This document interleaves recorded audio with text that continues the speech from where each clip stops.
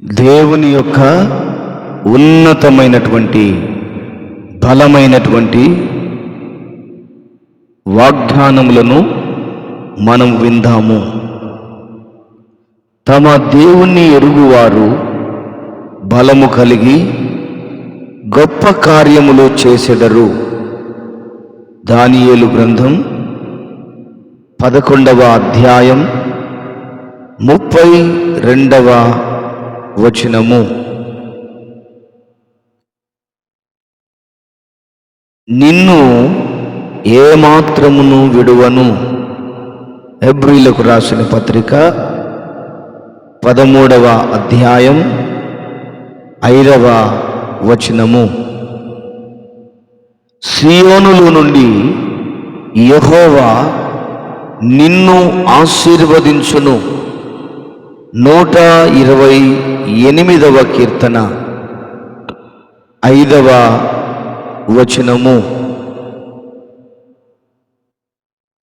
యెహోవా ఆకాశమును తన మంచి ధననిధిని తెరచును. ద్వితీయోపదేశకాండం 28వ అధ్యాయం 12వ వచనము. నీ బ్రతుకు మధ్యాహ్నకాల తేజస్సు కంటే అధికముగా ప్రకాశించును. చీకటి కమ్మినను అది అరుణోదయము వలె కాంతిగా నుండును. యోబు గ్రంథం 11వ అధ్యాయం 17వ వచనము.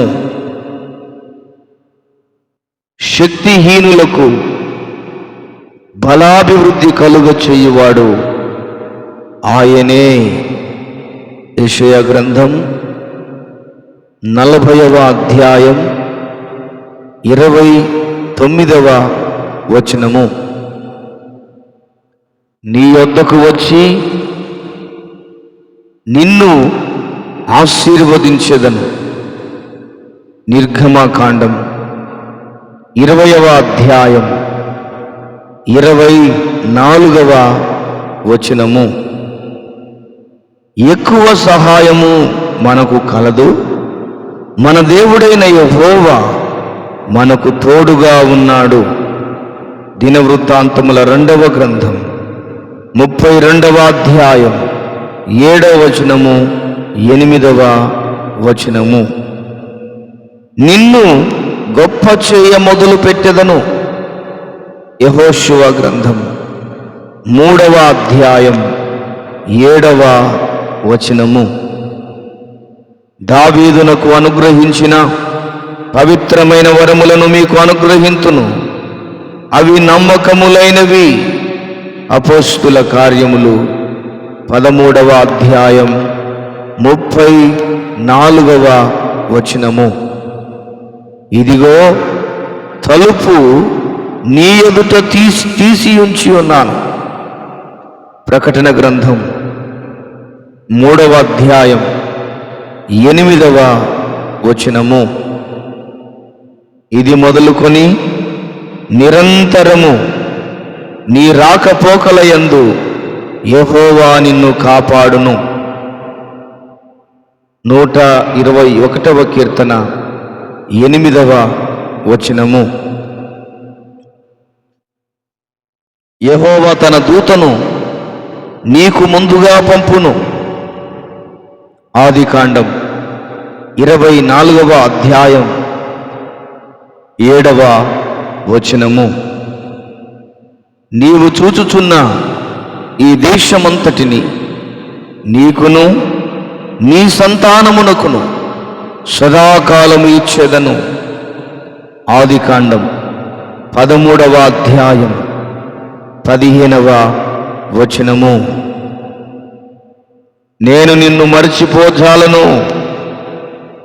యెషయా గ్రంథం 44వ అధ్యాయం 21వ వచనము. నీ లోగిట నీ భార్య ఫలించు ద్రాక్షావల్లి వలె నుండును. నీ భోజనపు బల్ల చుట్టూ నీ పిల్లలు ఒలీవ మొక్కల వలె నుండురు. 128వ కీర్తన 3వ వచనము. ఏ తెగులును నీ గుడారమును సమీపించదు. 91వ కీర్తన 10వ వచనం. నేను నిన్ను ఏర్పరచుకొని ఉన్నాను. హగ్గయి గ్రంథం 2వ అధ్యాయం 23వ వచనము. నేను మీకు ఖ్యాతిని మంచి పేరును తెప్పింతును. జెఫన్యా గ్రంథం 3వ అధ్యాయం 20వ వచనము. ఒకని తల్లి వానిని ఆదరించున్నట్లు నేను మిమ్మును ఆదరించదను.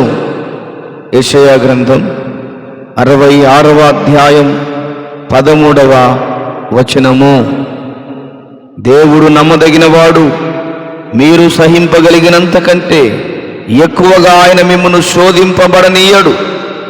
అంతేకాదు, సహింపగలుగుటకు ఆయన శోధనతో కూడా తప్పించుకొను మార్గమును కలుగచేయును.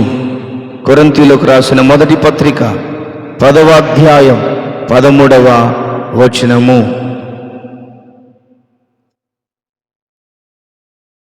మీరు పరిశుద్ధాత్మ అనువరమును పొందుదురు.